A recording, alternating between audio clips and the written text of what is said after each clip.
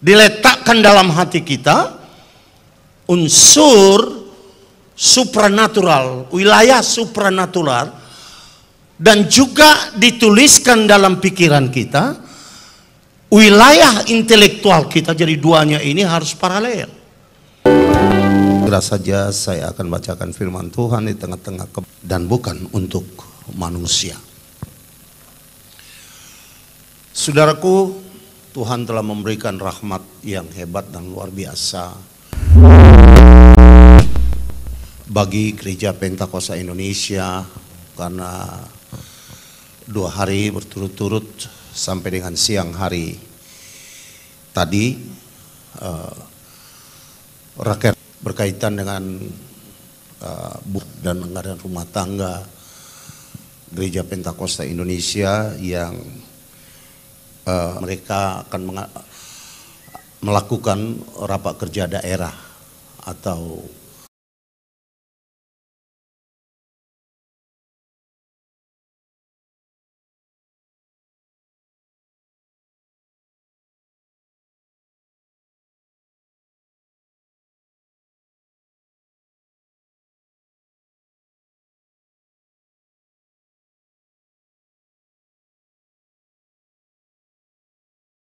mereka banyak yang sudah kembali, yang lainnya mungkin sudah kehabisan, tinggal untuk bensin pulang karena memang agak mahal, ya. Dan mereka-mereka ini adalah pengurus pusat, pengurus inti kata beberapa orang, kemudian koordinator di daerah-daerah, yaitu yang kita undang adalah hanya 2 orang saja, yaitu koordinator dan sekretarisnya. Jika berhalangan boleh diwakilkan yang dimungkinkan datang ke situ. Jadi tidak semua guru atau pendeta atau sintua, hanya pengurus saja. Dan Tuhan memberkati pekerjaan yang kita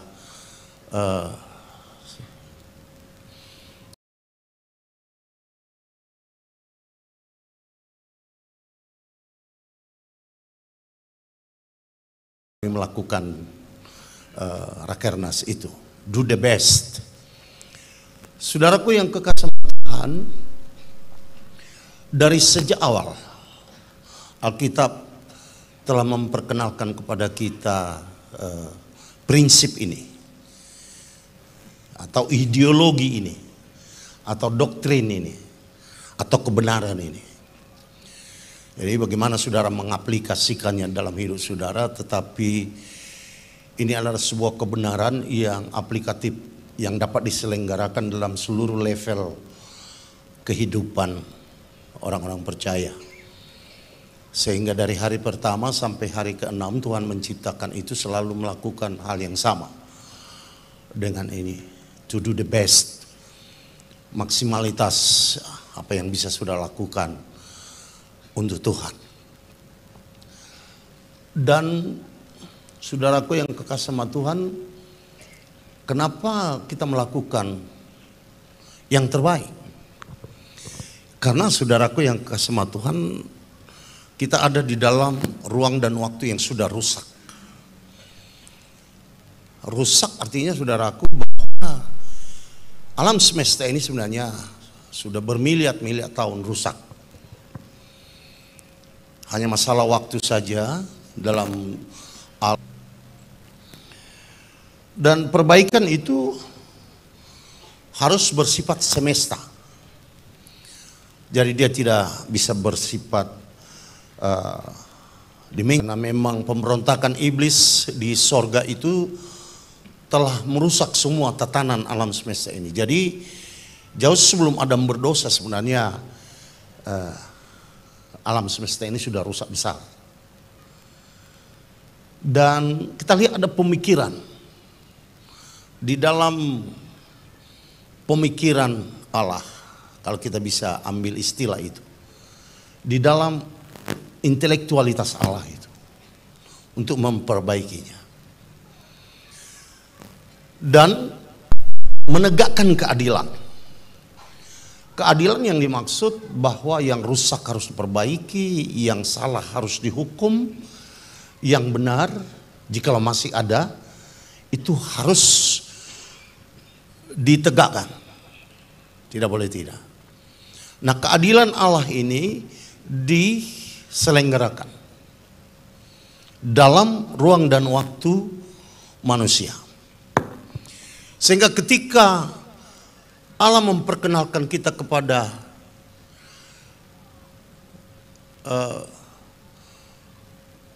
alam semesta ini, seorang sosok yang sangat spesial, yaitu Adam.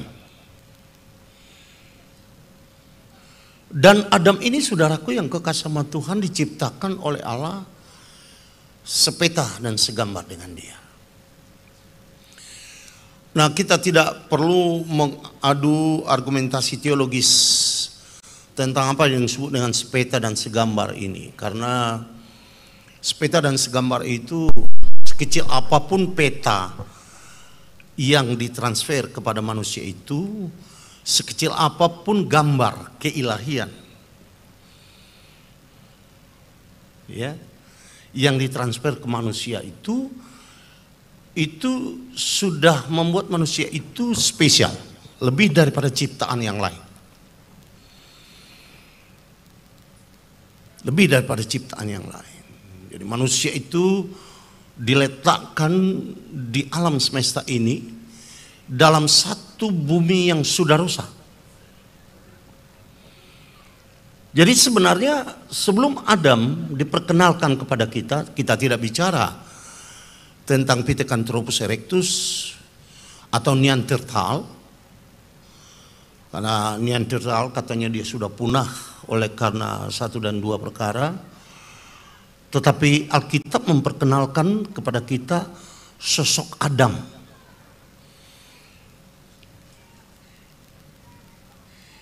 yang diciptakan sepeta dan segambar dengan Allah.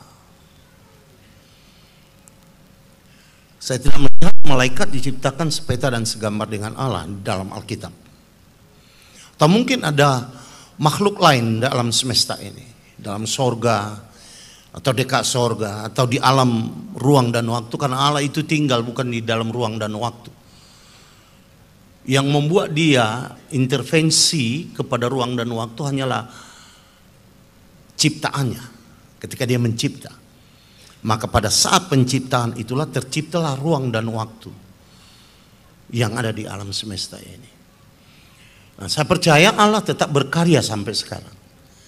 Jadi bukan setelah dia menciptakan langit dan bumi dia berhenti dan tidak melakukan apa-apa, dia rest atau dia reses dari pekerjaan. We just believe he still creating something we don't understand, we don't know. Dia menciptakan itu semuanya. Jadi kadang-kadang kalau saya baca Alkitab, saya mau mencari rahasia apa aja sih yang dikerjakan oleh Allah sekarang itu, di luar ruang dan waktu yang dimiliki oleh manusia. Ya. Karena ruang dan waktu yang dimiliki oleh manusia itu adalah bersifat khusus. Alam semesta ini dibagi dalam ruang dan waktu. Ruang waktu itu sebenarnya adalah permainan posisi. Di mana engkau didudukkan, disitulah posisi ruang dan waktumu. So it's a matter of position in the whole universe, di seluruh alam semesta ini. Nah, kebetulan posisi kita ada di dalam bumi ini, dan bumi ini terikat kepada galaksi sistem, dan galaksi sistem ini masuk lagi kepada super cluster yang lebih besar, lebih berat, dan seterusnya ada multiverse. Jadi bukan hanya universe, ada multiverse. Saya hanya mau mencoba untuk menerangkan kepada saudara betapa pentingnya manusia ini dalam posisi Allah. Karena Alkitab menyatakan dengan manusia inilah dia akan mengubah alam semesta ini. Artinya setiap sejarah detail ruang dan waktu yang dimiliki oleh manusia itu, di mana manusia itu terlibat dalam ruang dan waktu itu, arahnya itu adalah kepada sebuah kesimpulan bahwa Allah akan membuat sebuah sistem yang baru. Dan sistem yang baru ini berkali-kali Tuhan Yesus katakan kepada murid-muridnya, kepada orang banyak. Itu akan terjadi dalam Matius 25 dan dalam kitab-kitab lain dia berbicara tentang itu. Untuk membentuk sebuah keadaan yang akan terjadi. Maka ini bukan masalah keterlibatan orang-orang sorga yang dalam Alkitab ada itu. Makhluk-makhluk sorga seperti apa? Apakah prinsipnya biologisnya seperti kita, ada darah, ya, biologis, ada darah di sana, ada jantung, ada hati, atau mungkin seperti malaikat, mereka itu bukan darah dan daging, tapi dia mempunyai prinsip kehidupan.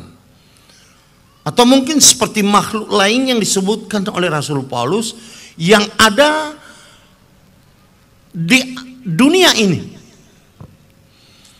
yang bukan manusia, bukan ras manusia.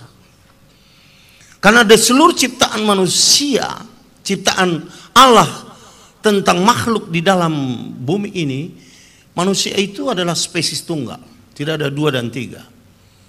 Ya, lain seperti binatang, kucing lah katakan, harimau, singa, ya, cenya, anjing dan lain sebagainya, itu masuk dalam satu grup spesies. Jumlahnya ratusan, kalau bukan ribuan macam. Unggas lebih daripada 3.000 macam spesies.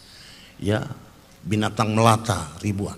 Manusia itu karena dia diciptakan sepeta dan segambar dengan Allah, itu hanya satu spesies saja.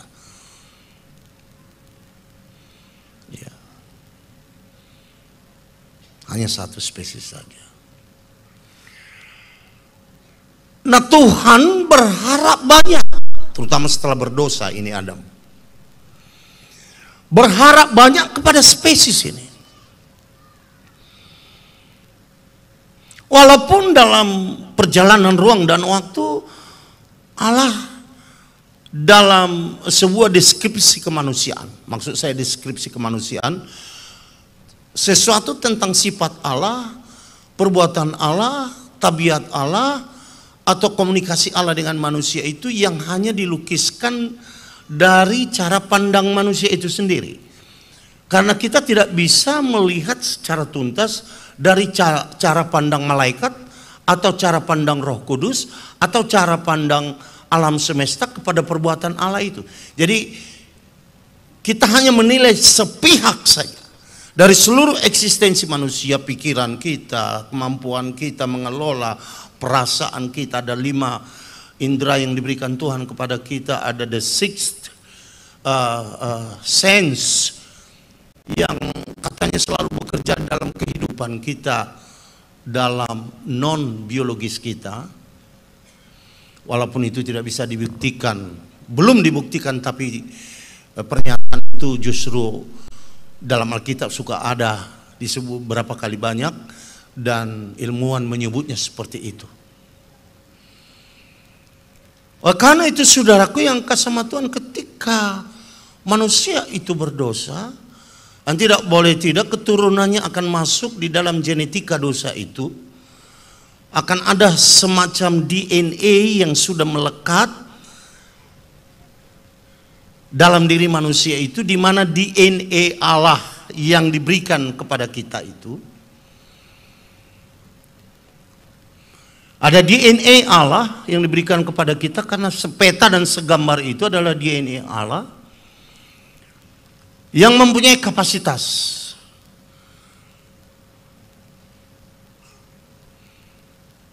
yang menjurus kepada kemampuan keilahian, divine ability. Jadi jangan kaget ketika saudara punya handphone, saudara punya kemampuan untuk melihat, merasakan apa yang telah disodorkan oleh intelektual, dan itu tidak berhenti sampai sekarang. Dia akan berjalan karena kebetulan Allah sudah memberikan itu. Jadi otak manusia itu akan berlipat kali ganda lagi. Bahkan ciptaannya itu, saudaraku, ciptaan manusia itu sudah bisa self improvement, sudah bisa melipat gandakan kemampuan. Jadi komputer itu tidak perlu lagi kita ajari, kita upgrade, dan tidak ada satu orang pun ilmuwan di dunia ini yang tidak percaya bahwa satu kali ilmuwan itu akan mencapai titik klimaksnya. Firman Tuhan mengatakan mereka berpikir seperti Allah, atau mereka pikir mereka adalah Allah.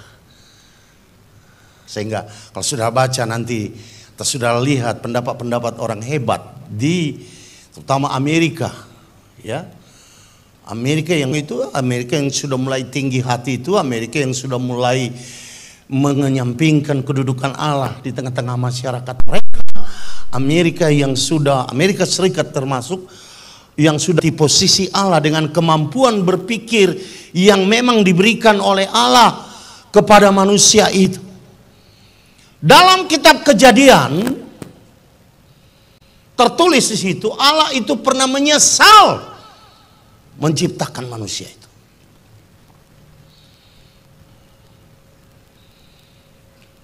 Mungkin menyesal membuat sesuatu, menciptakan sesuatu, ya, yang membuat kemudian merusak konsep yang saudara bentuk oleh karena ciptaan saudara yang datang di tengah ruang dan waktu yang sedang berjalan. Nah, saya kurang tahu, saya cari di dalam Alkitab, adakah Tuhan akan menyesal kembali melihat manusia itu? Terutama setelah era Yesus Kristus datang ke dalam. Saya coba cari dalam Alkitab. Adakah Allah pernah mengulang sebuah pemikiran untuk memusnahkan manusia itu? Ternyata sampai sekarang saya belum menemukan itu. Tuhan hanya menyodorkan keselamatan, menyodorkan rehabilitasi, menyodorkan perbaikan, menyodorkan Yesus katakan kepada Nikodemus dilahirkan kembali, bukan didaur ulang, tapi dilahirkan kembali dari rahim sorga, supaya rahim sorga itu membentuk engkau menjadi orang sorga. Karena rahim dunia, the natural womb that your mother has, telah membentuk kau jadi manusia. Tetapi rahim sorga akan membentuk kau menjadi anak-anak sorga yang dapat berpikir seperti manusia biasa. Tapi oleh Rasul Paulus katakan kepada orang Korintus, tapi manusia ini walaupun dapat berpikir seperti manusia, mempunyai kemampuan memutuskan, mempunyai kemampuan untuk memilih, ada free will, ada kehendak, kebebasan dan niat yang bagus, tetapi they are all new creation. Mereka itu adalah ciptaan yang baru dalam sebuah prinsip. Dan dalam ayat-ayat dalam Alkitab, Yesus berharap banyak kepada orang-orang seperti ini. Dia berharap banyak kepada ciptaan-ciptaan baru ini untuk mewujudkan rencana Allah yang agung itu, yang telah berabad-abad oleh Rasul Paulus katakan tersembunyi di dalam pikiran Allah, di dalam benak Allah. Jangankan kita yang baru ada setelah Allah intervensi kepada planet bumi ini, malaikat sendiri Tidak tahu rencana itu. Hanya ada dalam pikiran Allah saja. Tetapi Allah mencoba untuk memakai manusia ini dalam rencananya untuk membuat zaman yang baru itu. Membuat zaman yang baru. Dia tergantung kepada murid-muridnya yang 12 ini. Dia tergantung kepada murid yang dimuridkan oleh 12 orang ini. Dia tergantung kepada seberapa banyak orang percaya. Kata Petrus, seberapa banyak lagi orang percaya. Dia tergantung kepada itu.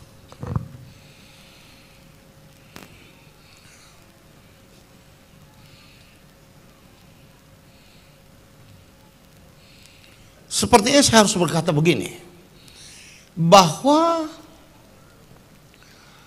Allah menggantungkan kepada orang-orang percaya ini tentu saja dengan seluruh sistem hidupnya, the life system yang telah Tuhan berikan kepada kita itu untuk memenuhi semua unsur ini.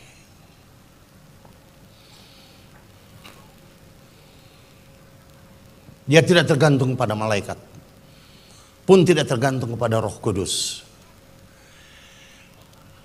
Roh Kudus hanyalah inspiratif, kalau bisa saya katakan inspiratif mekanisme inspirasi yang dapat memberikan kepada kita kemampuan berencana, kemampuan berpikir, kemampuan melakukan dalam basis iman kita. Kitab Ibrani menyatakan basisnya adalah iman kita, pengenalan kita kepada Kristus. Nah, hukum-hukumnya itu telah dituliskan, diletakkannya di dalam hati kita dan dituliskannya di dalam pikiran kita. Ibrani pasal 10. Diletakkan dalam hati kita unsur supranatural, wilayah supranatural, dan juga dituliskan dalam pikiran kita wilayah intelektual kita. Jadi duanya ini harus paralel. Nah, orang-orang percaya ini harus bekerja melalui mekanisme rohani yang seperti itu.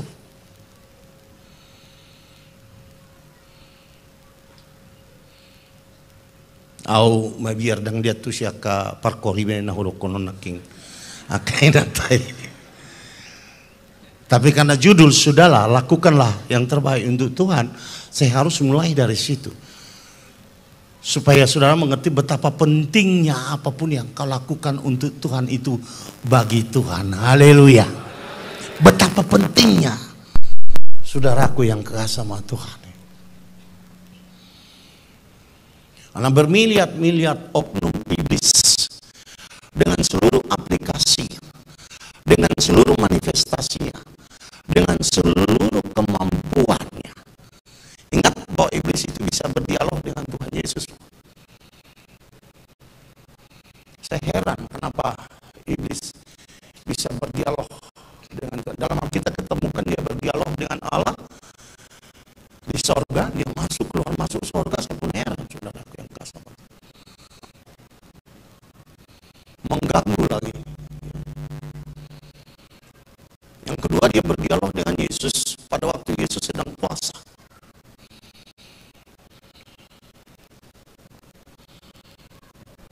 Sehingga saudaraku yang kekasih sama Tuhan,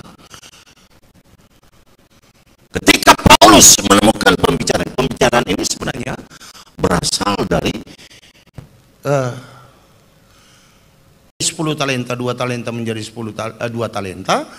Jadi ada 4, di sana ada 10. 1 talenta diharapkan juga menghasilkan 1 talenta, karena Tuhan tidak pernah mengharapkan dan membuat patokan 1 talenta harus jadi 10. Masalah kawan kita ini adalah karena ketakutan dan membuat doktrinal sendiri untuk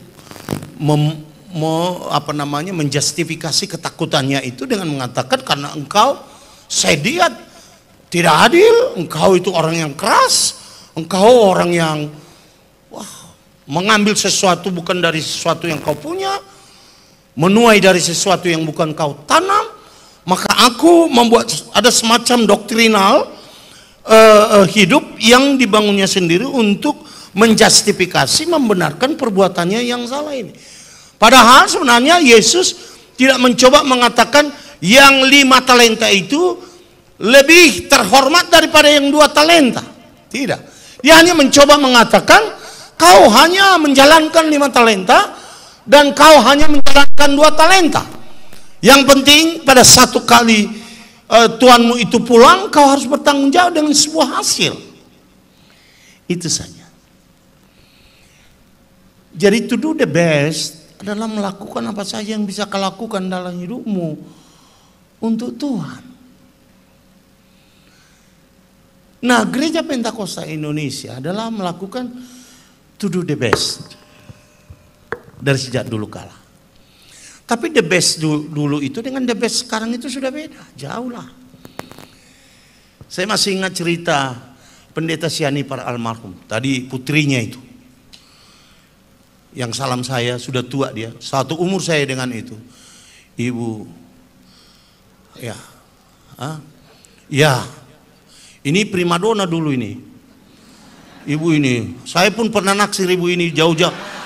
Dari jauh ya, karena cantik dulu ibu ini ya.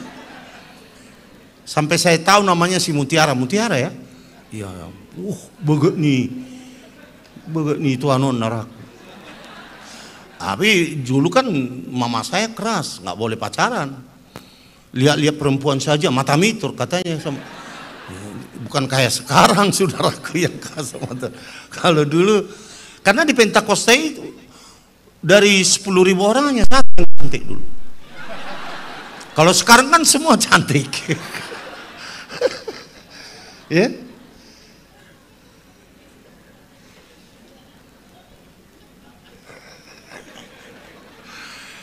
Jadi salah tingkah saya karena saya janda laki-laki jadi kayak kurang enak ya. Kadang-kadang saya mau pengen kacamata karena ada orang yang mengatakan, bah songona dopa anak buridu terus tidak kituan ini. Jadi itu dia do hidoku. Masa tuh halahoni doku. Aku salah tingkah kadang-kadang pakai kacamata saja. Jadi nggak tahu orang siapa mau kuliah suka. Masa do nahuida kok kamu mangato. Karena susah bilang kamu be. Dak tahu sebetulnya nama ngulur. Jadi to do the best adalah melakukan apa yang terbaik bagi saudara dalam hidup saudara. Dulu Bapak Pendeta ini pernah cerita kepada saya, kalau mereka dulu berkhotbah pada zaman perang itu zaman perang itu hampir orang yang istimewa yang mempunyai celana panjang. Semua pakai celana pendek. Celana panjang itu kadang-kadang mereka bagi 2 supaya ada 2 celana. Yang di tengahnya itu tinggal dijahit saja. Oke. Nah seperti itu. Ngerinya keadaan zaman itu, makan pun tidak. Tetapi kebaktian malam tidak pernah berhenti. Kebaktian malam tidak pernah berhenti. Mereka lakukan saja itu. Nah apa yang mereka lakukan adalah, saudaraku, di Pentakosta itu dulu khotbah bisa 2-3 orang. Ya. Setelah saya sekjen, saya kurangi itu. Saya bilang sama mereka, ya bisa kan 2-3 lah bisa, jangan sampai 4-5 orang. Jadi kita bukan berkhotbah tapi festival khotbah. Jadi mulai mereka mengerti ya 2-3 orang lah nggak apa-apa, atau 2 orang. Kalau kebaktian minggu karena banyak khot dan segala macam ya 2 orang lah paling banyak. Kalau Jalan Pangeribuan hanya saya aja kalau saya ada hadir. Tapi kalau saya tidak ada mereka bisa khotbah sampai 2 orang. Seperti itu. Jadi ketika gilirannya untuk berkhotbah supaya sopan nampaknya. Karena sopan. Dasarkan kepada sopan. Maka dipakailah celana itu. Orang yang kedua mau berkhotbah tidak punya celana. Bagaimana caranya? Ini masuk kamar dulu sambil ambil puji-pujian. Yang satu mau berkhotbah diganti celananya masuk lagi. Nah seperti itu cerita. Bayangkan kalau tidak ada itu, maka sebenarnya kebaktian itu tidak akan jalan. Kita nggak enteng kepada keadaan itu. Kita sekarang ngomongnya lucu. Kalau zaman itu mereka nangis. Mereka menangis untuk melakukan itu. Itu sebabnya kalau celana ini besar ukuran 38, yang memakai ukuran 32, sudah bayangkan itu diikat dengan bayon di belakang sini. Nggak mungkin ada ikat pinggang lagi, bayon lah dibuat. Waktu dia khotbah tentang neraka dan sorga, dia melompat-lompat. Putus itu bayon. Jadi kita harus ke sorga supaya jangan jatuh melorot. Dia berkhotbah begini. Saudara harus selamat di dunia. Tapi sebenarnya hanya untuk menjaga supaya jangan melorot. But that's the best one in that time. Itu yang terbaik pada waktu itu. Kalau sekarang kan kita lomba jas baru semua.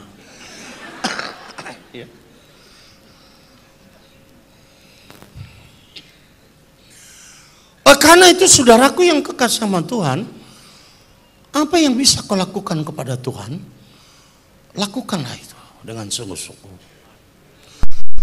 Karena itu punya arti bagi Tuhan.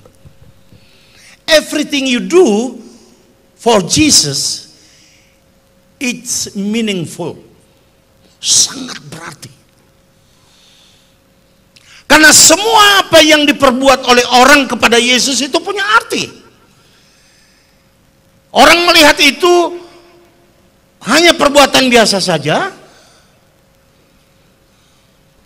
tapi Tuhan mengatakan tidak.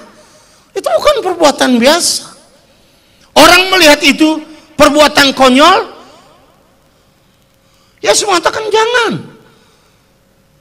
Jangan melarang anak-anak itu datang kepadaku. Padahal sebenarnya anak-anak itu mau datang kepada Yesus. Hal yang biasa saja, dia pengen lihat Yesus.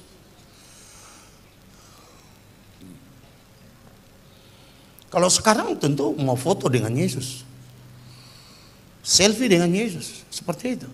Lalu murid-murid bilang, ada dulu si tua Pamiltik namanya. Pamiltik itu, ini Mamiltik namanya. Jadi setiap kuping anak-anak yang ribut dipiltik, tuk.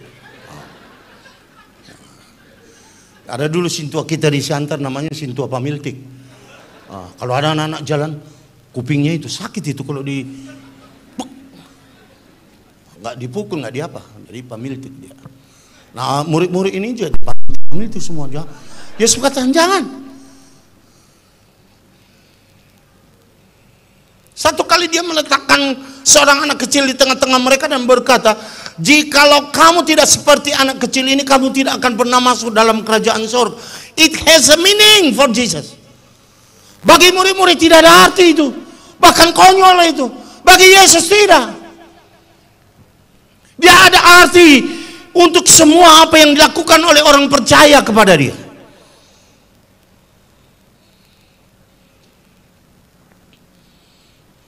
Ada artinya. Jikalau kamu tidak menjadi seperti anak kecil ini, kamu tidak masuk dalam kerajaan surga. Dan menerima anak kecil seperti ini dalam namaku adalah menerima aku sendiri. Haleluya. Betapa posisi anak kecil ini diangkatnya sederajat dengan dia. Padahal mereka itu mungkin hanya main-main. Yo lihat Yesus ya. Kalau pelukis mengatakan, melukiskan bahwa Yesus membawa mereka anak-anak itu di pangkuannya. Sebagian main-main, sebagian ada yang pegang jenggot Yesus, barangkali baju Yesus atau apa segala macam. Apa alasan mereka datang kepada Yesus tidak jelas. Mungkin pernah mereka makan roti yang sudah dimultiply atau diperbanyak oleh Yesus itu, dan mereka Yesus kasih roti, kasih ini. Ya. Dulu anak-anak kecil kalau saya pergi khotbah kemana-mana, ya, saya selalu kerumuni anak kecil.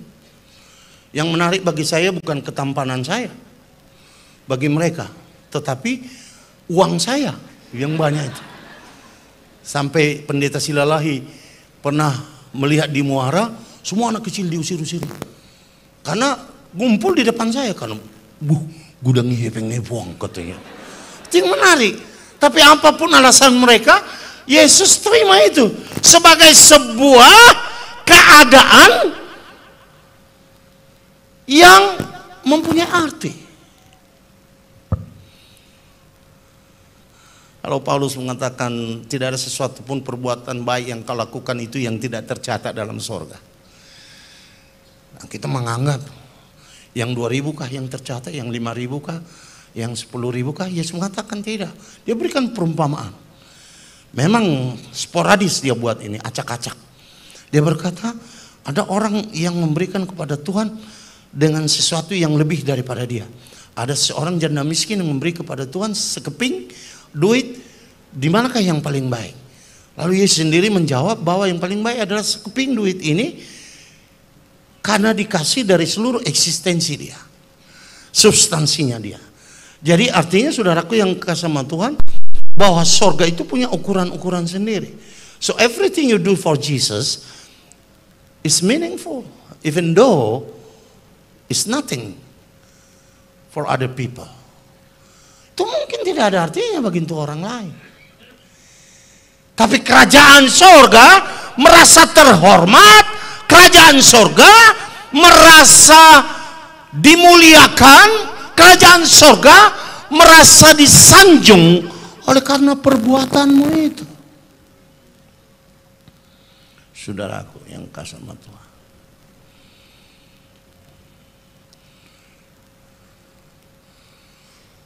Dan setiap perbuatanmu yang baik itu selalu akan mendapat reaksi. Ada reaksi. Ya. Apapun yang kau lakukan. Tapi kau harus punya komitmen untuk melakukan itu semua.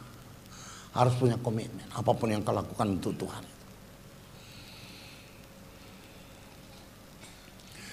Dalam kasus perempuan yang datang meminyaki kaki Tuhan Yesus dan meminyaki Yesus ketika dia dijamu oleh seorang, katakanlah orang sekular, dan narwastu, minyak wangi yang dipecahkan itu membuat seluruh ruangan itu semerbak, telah membuat orang banyak gusar.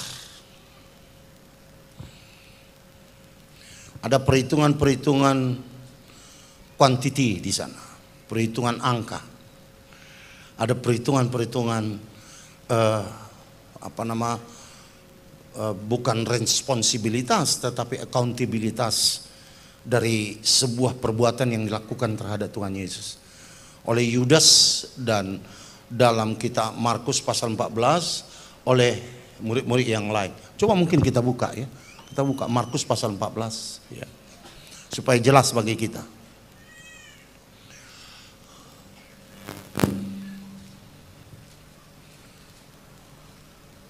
Mungkin dari ayat 1 lebih bagus ya.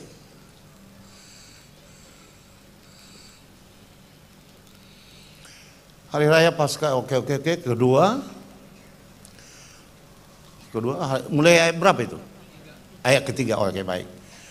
Ketika Yesus berada di Bitania, di rumah Simon si Kusta dan sedang duduk makan, datanglah seorang perempuan membawa suatu buli-buli pualam berisi minyak narwastu, murni. Ya, bukan KW ya. Ini murni betul-betul ini. Ya, kita sudah kebiasaan KW. Ya. Yang mahal, dan ini mahal, betul-betul mahal. Jadi ini saya tidak tahu dari mana itu duit, atau jual tanah kah dia, jual apakah dia, atau gaji seluruh yang pernah dikumpulkannya dalam hidupnya, atau apa, saya kurang tahu. Setelah dipecahkannya leher buli-buli itu, dicurahkannya minyak itu ke atas kepala Yesus. Saya tidak berteologi ya tentang ini. Ini sebuah keadaan, sebuah fakta yang dilukiskan oleh Alkitab. Saya bisa panjang cerita tentang ini ya. Kita bisa bangun khotbah 3 jam 4 jam untuk ini saja. Tapi saya mencoba hanya memberikan kepada saudara satu keadaan yang memang real, satu keadaan yang memang nyata. Terus ada orang yang menjadi gusar. Apapun yang kau lakukan untuk Tuhan Yesus, itu bisa membuat orang lain gusar. Ya. Kata gusar di sini, apakah karena cemburu? Siapa sih orang ini buat begitu? Atau pokoknya kata gusar itu bisa didefinisikan macam-macam lah.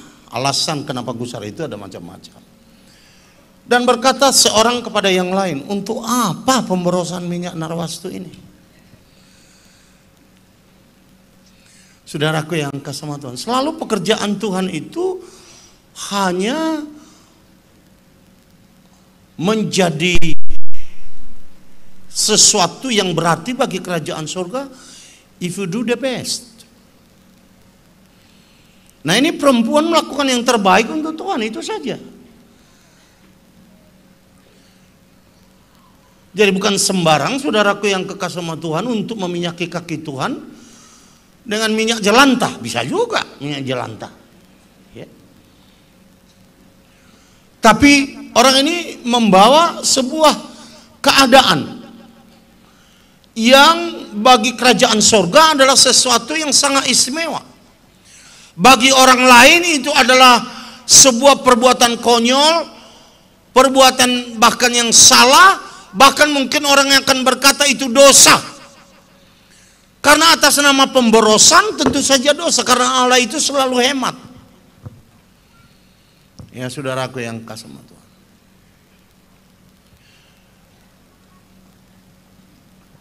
Ayat 5 berkata, sebab minyak ini dapat dijual 300 dinar. Mulai ada hitung-hitungan ini. Lebih, dan uangnya dapat diberikan kepada orang-orang miskin. Lalu mereka memarahi perempuan itu. Saudaraku yang kasih sama Tuhan. Kan selalu ada tantangan untuk melakukan yang terbaik bagi Tuhan. Walaupun kau rela, walaupun kau mau, walaupun suka, selalu yang terbaik. Saya dulu pernah ditantang oleh istri saya, almarhum, ketika saya lebih banyak meninggalkan keluarga dan dia hampir, orang ini berumur SD lah, SD kelas 3 kelas 4 baru dia ikut dengan saya. Ya, lama-lama dia yang ketagihan. Karena semua uang salam saya untuk dia. Jadi lain motifnya, tapi saya tidak peduli, yang penting saya dikawani. Ya. Kalau uang salam bisa saja saya pilih dulu yang besar-besar, baru saya kasih yang kecil-kecil sama dia. Ya. Kita bukan akal-akal, alai bisuk masongan ulok. Nah, unang gabi ulok. Oke, kena mengatakan, tetapi Yesus berkata, biarkanlah dia. Mengapa kamu menyusahkan dia? Kenapa engkau kasih label yang aneh kepada sebuah perbuatan yang baik? Kenapa engkau membuat sebuah tema dari sebuah tema yang engkau tidak mengerti? Karena ini melakukan yang terbaik bagi Tuhan, dan kau membuat tema yang lain, pemborosan lah, perempuan yang tidak tahu diri lah. Ya. Jangan susahkan dia, kata Yesus. Terus lalu karena orang-orang miskin selalu ada padamu, dan kamu dapat menolong mereka bila mana kamu mau atau menghendakinya. Kenapa sih rese banget sih lo? Orang miskin akan selalu ada padamu. Setiap kau keluar dari rumahmu, kau akan ketemu dengan miskin. Dan kau mencoba memanipulasi kemiskinan orang ini untuk membatalkan sebuah kebenaran. Pernahkah saudara tahu kenapa Yesus mengatakan bahwa Allah itu harus disembah dalam roh dan kebenaran?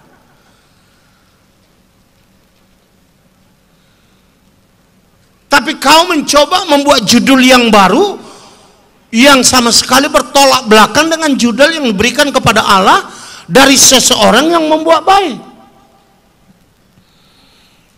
Kalau masalahmu orang miskin, bukankah selama ini kau punya kesempatan untuk menolong orang miskin kalau kau mau?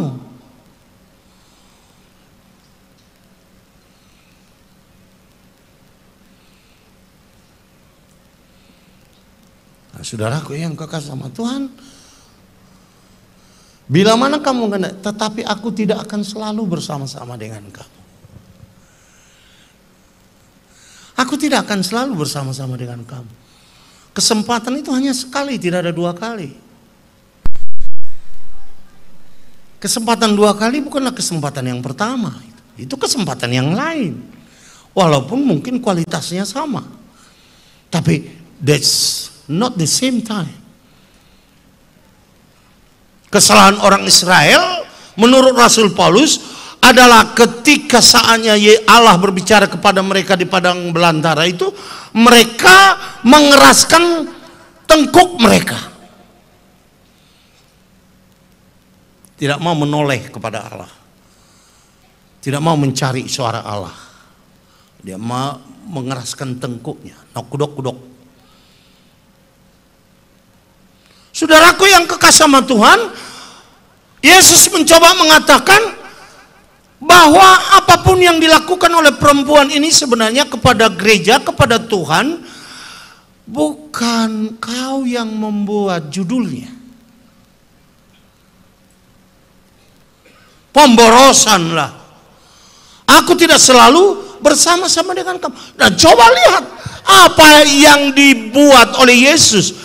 Label apa yang dibuat oleh Yesus kepada perbuatan yang hampir mayoritas dari orang-orang murid-murid, orang banyak di sana itu menolaknya. Dia berkata, ayat ke-8, ia telah melakukan apa yang dapat dilakukannya. I will do whatever I can do. That's all. Dia hanya dapat melakukan apa yang dapat dilakukannya. Tubuhku telah diminyakinya sebagai persiapan untuk penguburanku. Lihat ini, artinya apakah memang perempuan ini punya tahu bahwa Yesus pada malam sama dia meminyaki itu akan ditangkap? Malam itu juga dia ditangkap. Yesus tahu dia akan ditangkap. Ini perempuan tidak tahu dia akan ditangkap. Tapi Yesus membuat judul kepada apa yang dilakukan perempuan ini sebagai peminyakan untuk persiapan penguburanku. Penguburan yang sudah dirancang di dalam sorga. Penguburan yang harus dilaluinya. Bahkan Petrus mencoba untuk membatalkan ini dengan berkata, janganlah jadi itu kepada. Lalu Yesus berkata, nyahlah engkau iblis. Ini penguburan yang dirancang dalam surga. Allah masuk dalam kuburan untuk manusia. Dan ini perempuan bertindak sebagai orang yang meminyaki, mengurapi tubuh hidup yang sebentar lagi akan mati oleh karena dosa-dosa manusia, yang oleh Yudas dan murid-murid yang lainnya mengatakan itu pemborosan.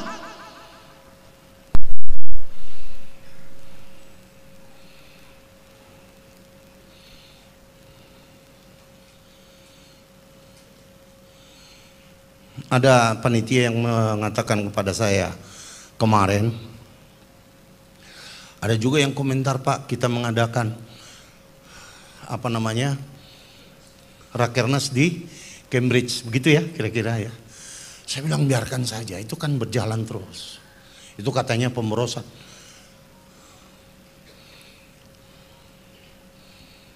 Karena kalau kita kumpulkan uang itu, kita sudah bisa dirikan gereja. Seperti itu perhitungannya. Gereja adalah satu hal.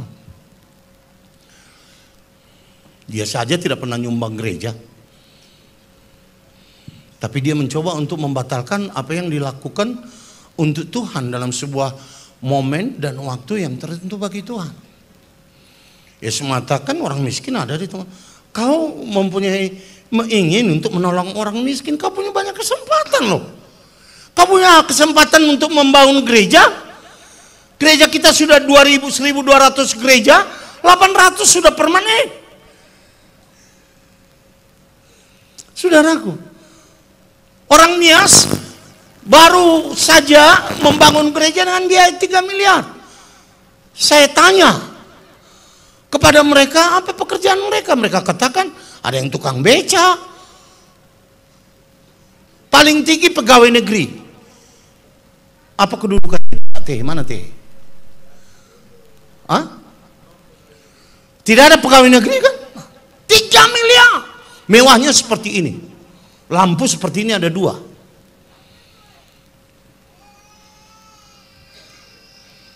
Tanpa pernah menghalangi orang lain berbuat baik kepada Tuhan Yesus demi alasan pemborosan.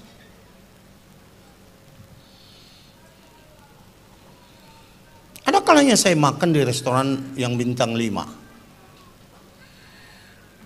Ada kalanya saya makan, saya sudah pernah makan dengan istri di warung serba 8.000. Serba 8.000. Kita coba Pak, katanya yang serba 8.000. Enak. Nikmat, saudaraku. Ada momennya engkau melakukan yang terbaik bagi Tuhan dan kau tidak peduli apa kata orang tentang apa yang kau lakukan untuk Tuhan itu. Haleluya. Haleluya. Dan keputusanmu itu sangat berarti bagi Tuhan. Karena everything you do for Him, it has meaning. Selalu ada arti. Saudaraku yang kekal sama Tuhan. Karena itu, saya mengimbau kita.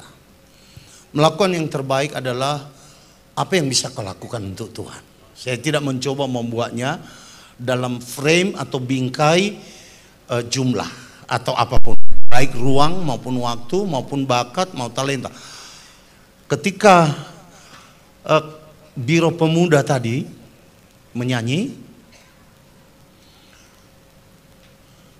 dan sangat bagus nyanyiannya. Terus setelah selesai, saya bilang sama pendeta Bresman, wah sudah bagus sekali pujian orang ini ya, luar biasa. Dia bilang, ya kita memang sudah mulai seperti Protestan. Artinya, apa yang terbaik bagi Tuhan. Itulah yang terbaik bagi Tuhan. Artinya, ada guru yang benar, dirijen yang benar, ya. Ada cara yang benar untuk menyanyi, dan ada nyanyian pujian yang dinyanyikan oleh seluruh orang dengan baik dan masih pas sorohon. Suarana mau sarupa doa kain natenya datang udah masih pas sorohon alai mau huida bagudang deh holan asal ini pudi. Ada pola jelas sana yang penting tu dia bayar baju baru on. Sehari-hari patuduh non, apalagi adong dua maton yang naro tuson hol sengaja lo mengidahamu do tuson. Dak pola tartari mana go tu jamita.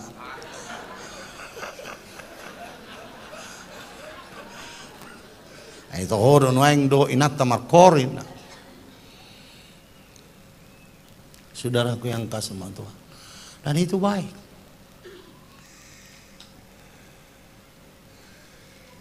Melakukan apa yang terbaik untuk Tuhan.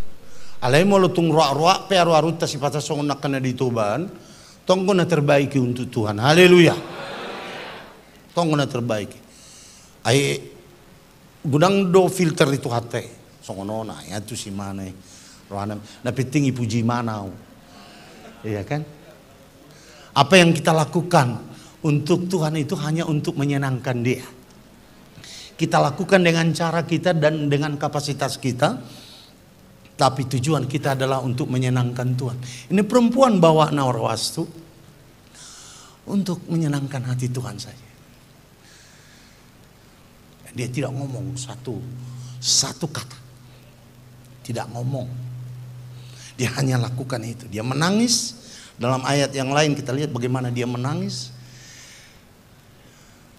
Melakukan yang terbaik dengan rambutnya yang panjang. Untung waktu itu belum ada salon. Molo sonari, molo ini sonari sikat tutu dang boy be pakai abi obut nagajang be banon na menghapus pat itu hati. Ulu na ina mabenon na buti.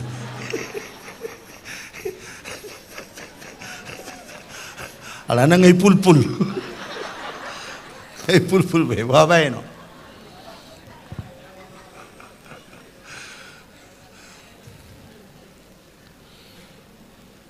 Hanya untuk menyenangkan hati Tuhan. Haleluya. Menyenangkanmu, senangkanmu, hanya itu kerinduanku. Menyenangkanmu, senangkanmu Tuhan. Tuhan, ku mau menyenangkanmu.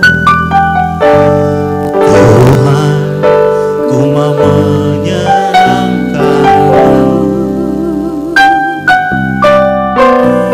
Tuhan, bentuklah hati ini.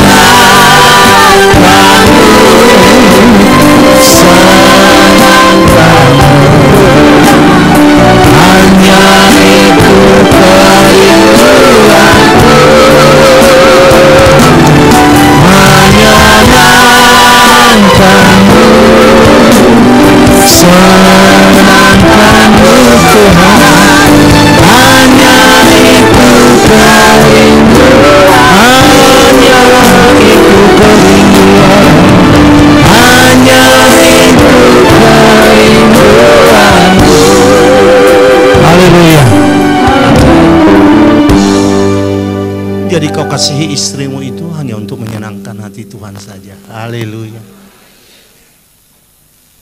Molo kalau napa sunak korohaku do tinatan henang nguruk. Molo berbada hami. Ngati buga tiokku. Tapi saya terikat dengan Tuhan. Apapun yang saya lakukan ada hubungannya dengan Tuhan. Haleluya. Sebab maka itu menyenangkan hati Tuhan. Saya pastikan Tuhan dengar saya berkhotbah untuk memberkati orang. Bukan untuk menghina orang, untuk memaki orang, dan apalagi mengutuk orang, tidak. Untuk menyenangkan hati Tuhan. Saya melakukan perjalanan kemana Pak saja.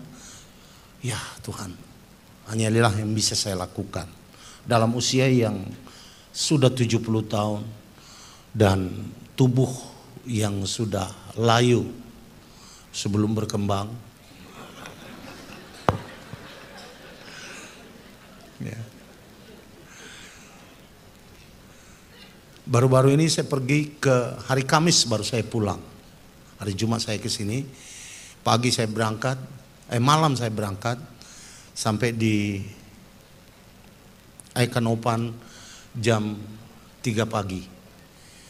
Di mobil saya tidak tidur, saya berdoa sebentar setelah sampai. Dan saya tidur, Tuhan tolong supaya saya bisa tidur 1 jam 2 jam saja. Tahu-tahu jam 7 sudah ada telepon. Dibangunkan, untung ada telepon. Lalu saya angkat. Udah tiba Pak jam siang.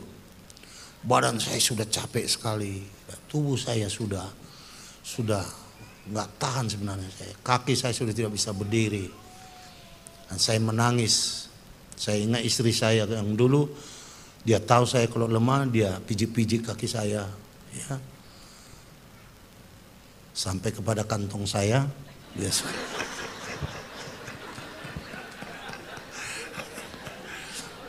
kalau dia tidak ada isinya, ya sudah. Ya. Ini saya tidak bisa, harus tahan sendiri. Nah, saya sedikit menangis kepada Tuhan, ya Tuhan saya tahankan sajalah. Apa yang bisa saya tanya, waduh dah ada tuh sih 8 kilometer itu berlobang-lobang semua. 3 kilometer harus menjalani apa namanya itu. Harus ripat di tobing. Bukan. Apa bantalan sungai itu apa namanya? Bukan. Bantaran sungai itulah dam apa namanya? Dibuat, bukan beral, dibuat parit di situ supaya banjir itu dihalangi oleh dia. Disitulah dibuat jalan, bayangkan. Itulah jalan kami. Tapi setelah saya sampai, saya lihat gereja kita bagus, bersih, kecil. Cuman 7 kali 14 kalau saya tidak salah. Ukur-ukur begitu. Aduh saya senang kali. Puji Tuhan, di tempat terpencil begini orang masih bisa melakukan yang terbaik untuk Tuhan. Haleluya. Ya saya senang sekali saudaraku yang kasih sama Tuhan. Dan saya berkhotbah hampir 1 jam di sana. Ya. Untuk perkawinan ini. Apa yang kita lakukan itu semua untuk Tuhan. Haleluya. Walaupun memang kita harus membayar harga yang kadang-kadang menurut orang sangat mahal, sangat konyol, sangat tidak baik, sangat ya tidak normal, tidak common sense, atau barangkali tidak masuk akal dan lain sebagainya. Kadang-kadang untuk melayani Tuhan kita tidak selalu menggunakan akal kita, lebih daripada hati kita. Hati kita itu, cinta itu datang dari hati kita, bukan dari akal kita. Kalau kita menggunakan akal untuk cinta, maka kita akan gagal untuk mencintai orang. Selalu mereka punya alasan untuk tidak dicintai. Tapi cinta itu menerobos segala hukum, melampaui segala akal budi. Cinta Allah itu seperti itu. Begitulah kita hidup. To do our own best in our own life. Everything we can do to God and for Jesus. Do your best. It doesn't mean that you have to do the best one as the other people can do, but you can do whatever you can do to God, apa saja. Ya. Biarlah Tuhan memberkati saudara dan menjadi orang-orang yang berharga dan mempunyai arti di tiap gereja di mana saudara menjadi anggota. Haleluya. Datanglah selalu kepada gereja itu, walaupun pendeta itu barangkali khotbahnya tidak terlalu bagus, tapi lihatlah maksudnya bagus. Haleluya. Karena tidak semua orang bisa mempunyai perbendaharaan bahasa untuk menyatakan. Itu sebabnya tidak semua rasul itu bisa menulis. Hanya Rasul Paulus, Petrus, Yohanes, Yudas, Yakobus. Itu pun Yakobus bukan Yakobus murid itu. Itu Yakobus adik Tuhan Yesus. Tetapi whatever they preach with their own simple way, it does have a meaning to your life. Tuhan memberkati setiap khotbah yang sudah dengarkan dan telinga saudara, dan memberikan kepada saudara kemampuan untuk melayani Tuhan, menyenangkan hati Tuhan. Kita hanya datang kepada Tuhan dengan segala hidup kita serahkan kepada Dia. Kalau saudara punya problem malam ini, Dan saya tidak perlu tanya apa itu.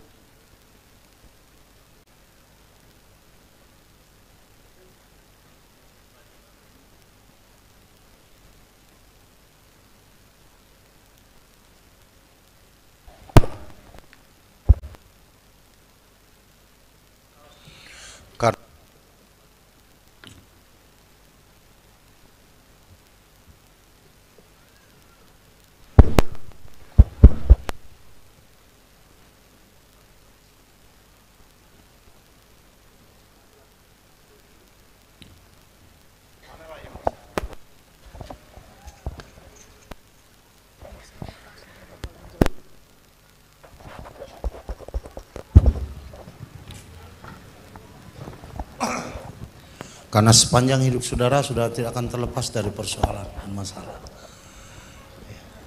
Gak ada itu. Biasakan saja hidup dengan masalah itu. Karena masalah yang satu selesai, masalah yang lain akan datang. Ya. Apa yang bisa kita lakukan adalah bagaimana kita menyerahkan hidup kita dalam tangan Tuhan saja. Biar Dia atur sedemikian rupa. Tujuan Tuhan itu tidak pernah jahat. Dan tidak pernah tujuan kecelakaan, tapi tujuan pemberkatan. Tapi proses yang kita jalani itu adalah sebuah hidup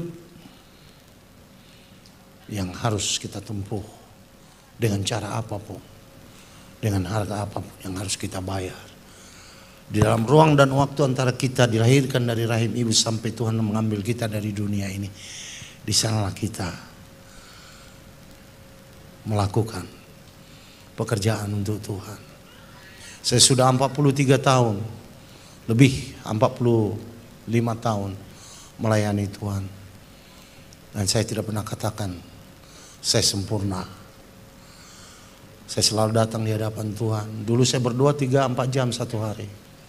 Sekarang saya tidak bisa lagi berlutut. Karena kalau saya berlutut tidak ada yang menolong saya untuk berdiri lagi.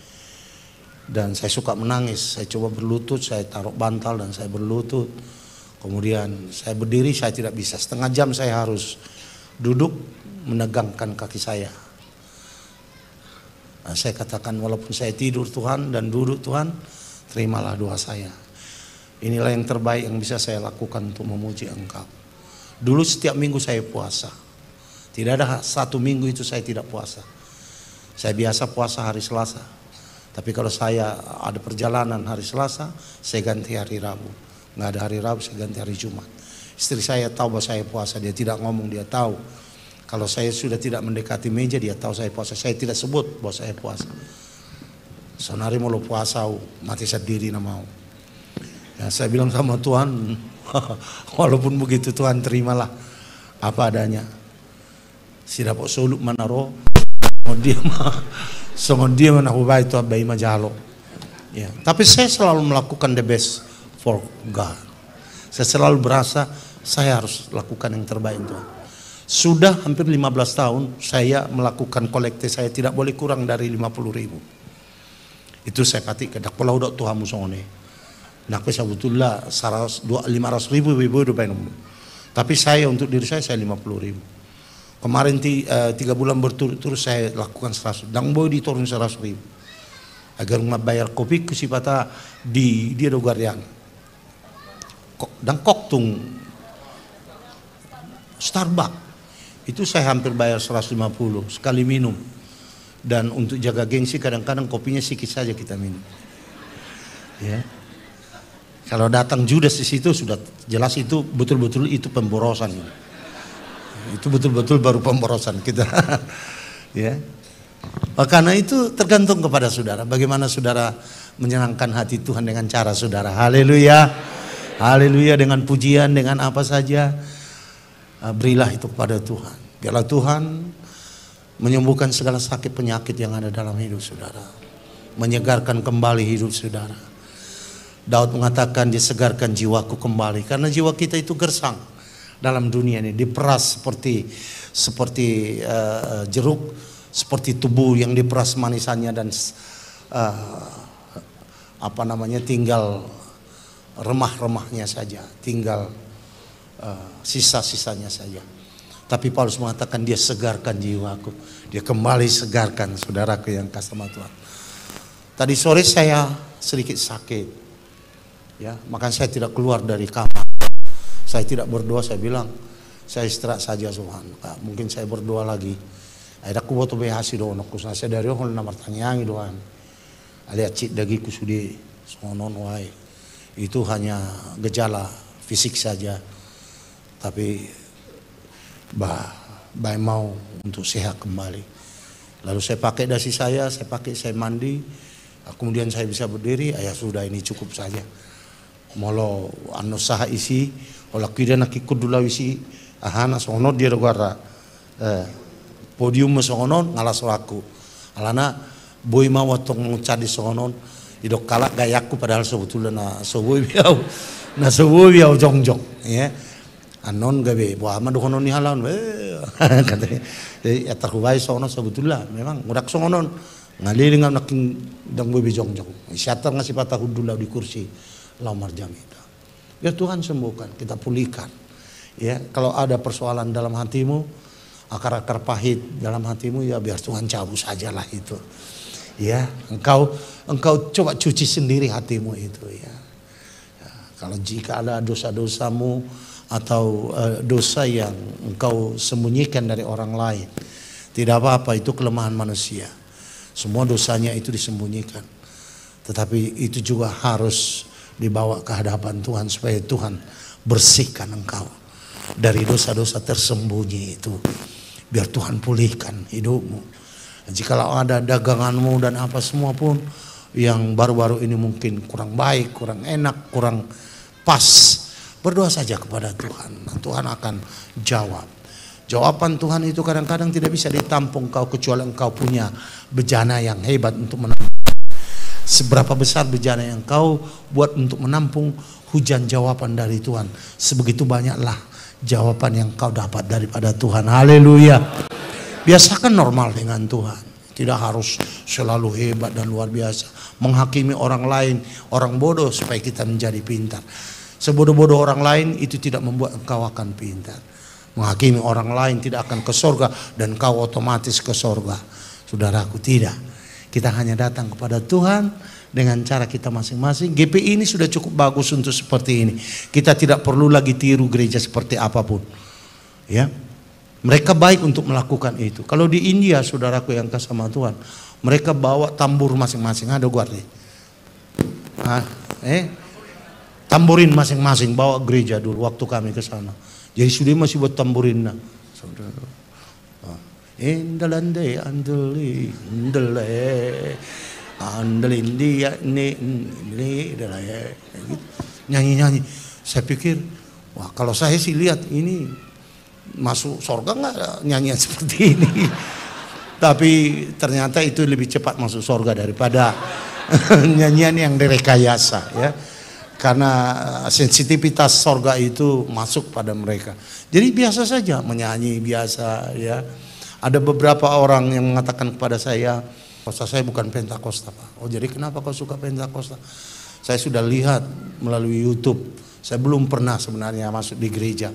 Tapi YouTube itu memperlihatkan bahwa Pentakosta itu baik. Saya suka itu. Kenapa rupanya gereja yang lain? Saya bilang enggak, gereja yang lain saya kurang cocok. Jadi sebenarnya ini how to adjust your own feeling. Membuat engkau nyaman dalam satu gereja itu. Kita nyaman di gereja ini. Haleluya. Haleluya. Dan kita tidak perlu rombak-rombak apapun di sini untuk membangun, untuk mengembangkan, untuk membuat dia lebih besar, lebih mulia, lebih hebat dan luar biasa. Itu kita harus mengusahakan. Karena itu malam ini kita akan berdoa dengan suara hati kita masing-masing. Kita datang kepada Tuhan. Momen seperti ini, momen berjamaah adalah momen yang khusus bagi Tuhan. 2 atau 3 orang sepakat di antara kamu mengatakan apa saja kepada Tuhan, maka Allahmu di sorga itu akan memberikan itu. Artinya ada keharusan sorga mendengar doa yang dilakukan oleh 2-3 orang lebih. Nah bukan berarti bahwa doa pribadi dikesampingkan, itu juga bersifat khusus. Tapi ketika berjamaah seperti ini, suara yang menyatakan kepada sorga itu akan disimpulkan oleh kuasa Roh Kudus menjadi sebuah permohonan yang mewakili semua gereja Pentakosta Indonesia yang kita miliki ini, yang diberikan Tuhan kepada kita. Mari kita bangkit berdiri. Haleluya. Haleluya. Haleluya.